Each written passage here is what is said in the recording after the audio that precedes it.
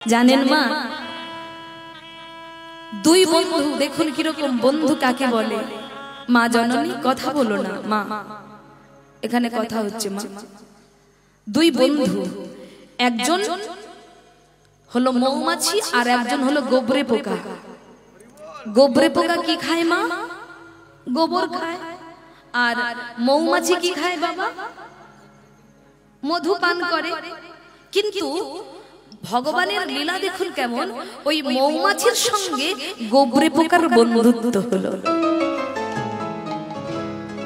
একজন ভালো ব্যক্তির সঙ্গে একজন খারাপ ব্যক্তির বন্ধুত্ব হলো।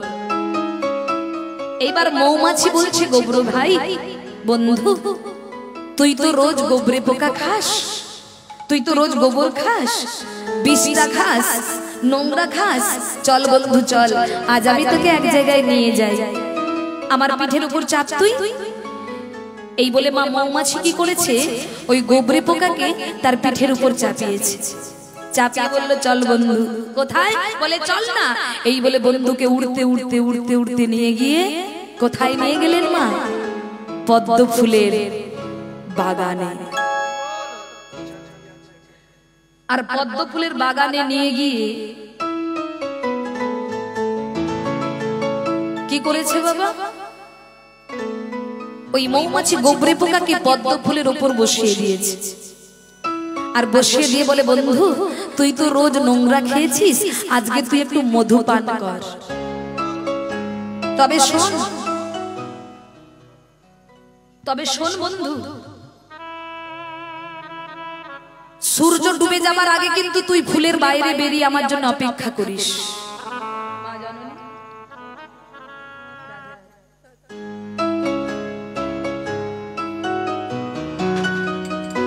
নিতাই গৌর হরি বল, হরি বল, হরি বল।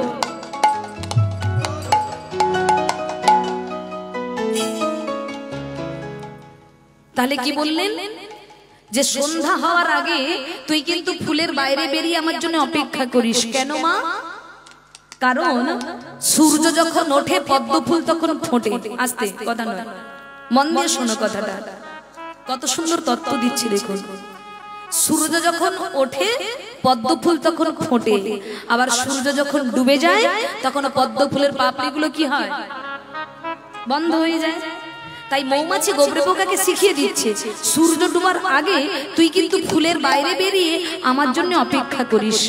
এই বলে মৌমাছি চলে গেলেন পাশে অন্য ফুলে মধুপান করতে। কিন্তু মা, যে গোবরে পোকা সারা জীবন গোবর খেয়েছে, আজকে যখন সে ওই ফুলের বাগানে ফুলের উপর বসে মধুপান করছে, ওই মধুপান করতে করতে গোবরে পোকা চিন্তা করছে, আরে পৃথিবীতে যে এত সুস্বাদু জিনিস আছে আমি তো কোনোদিন তা জানি না। আমি সারা জীবন গোবরটাকেই মনে করেছি সুস্বাদু, ওই বিষ্ঠা নোংরাটাকে মনে করেছি খুব ভালো প্রিয় জিনিস। কিন্তু তার থেকেও যে এত মূল্যবান সুস্বাদু বস্তু জগতে আছে আমার তো তা জানা ছিল না।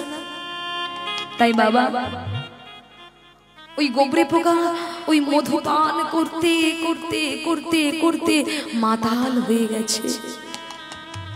আর কখন যে মাগো সূর্য ডুবে গেছে ওই গোবরে পোকা তা বুঝতেই পারেনি মা। আর যখন বুঝতে পারছে না, এমন সময় সন্ধ্যা নেমে এলো আর পদ্ম ফুলের পাপড়িগুলো কি হলো?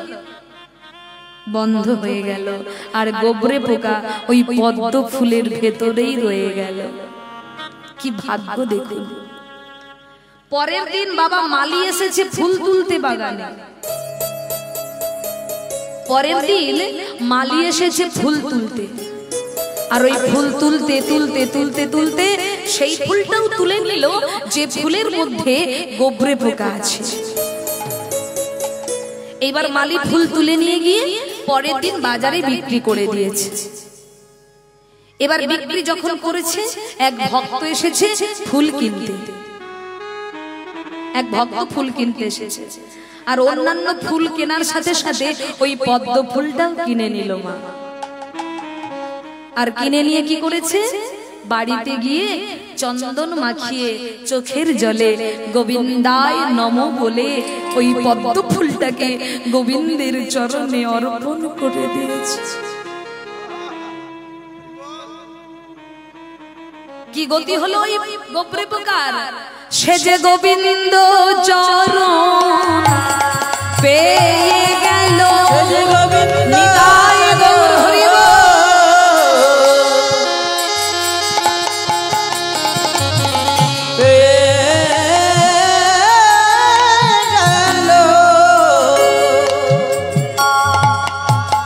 সে যে গোবিন্দ চরণ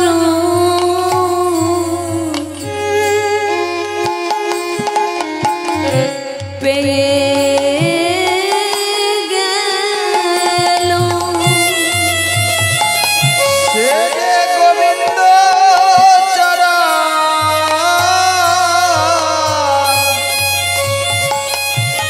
চরণ পেয়ে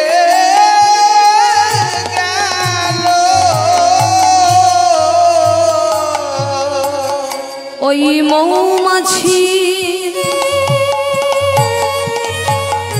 সঙ্গ করে সে গোবিন্দ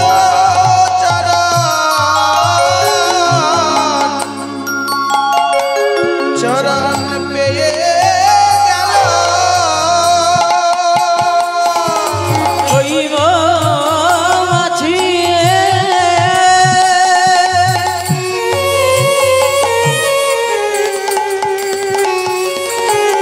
সঙ্গ করে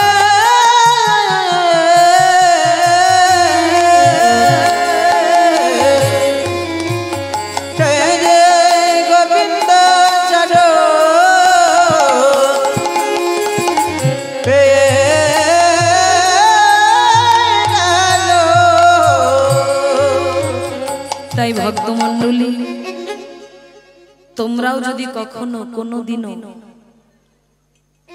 গুরুরূপী ভক্তরূপী মৌমাছি সঙ্গ করতে পারো, তাহলে তোমরা সেই ভক্তের কৃপায়, সেই গুরুরূপী মৌমাছির কৃপায় তোমরাও একদিন গোবিন্দ চরণ লাভ করতে পারো। নিতাই গৌর হরি হরি বল। দেখবেন মায়েরা, আমরা নাচানাচি দেখতে খুব পছন্দ করি, করি কি না? তত্ত্ব কথা শুনতে পছন্দ করি, একটু নাচা গানা হবে দেখতে পছন্দ করি, কিন্তু এগুলো কোনোটার দ্বারাই গোবিন্দ প্রাপ্তি হবে না। এগুলো কোনোটার দ্বারাই আপনি গোবিন্দ প্রাপ্তি হবেন না।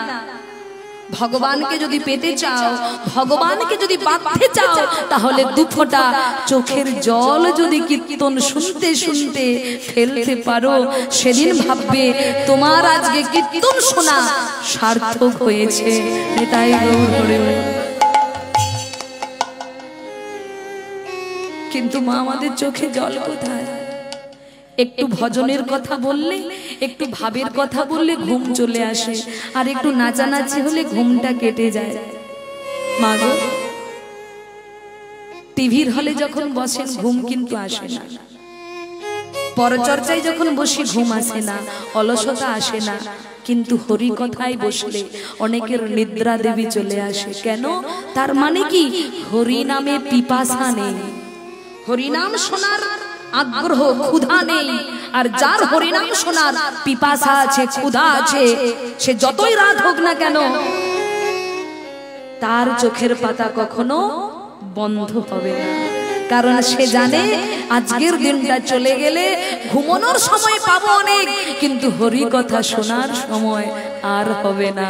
নিতাই গৌর হরি হরি। তাই ভক্তমণ্ডলী, বন্ধু তাকেই বলে যে বন্ধু তোমাকে অসৎ সঙ্গ থেকে টেনে এনে সৎ সঙ্গে বসাতে পারে, সেই হবে প্রকৃত বন্ধু।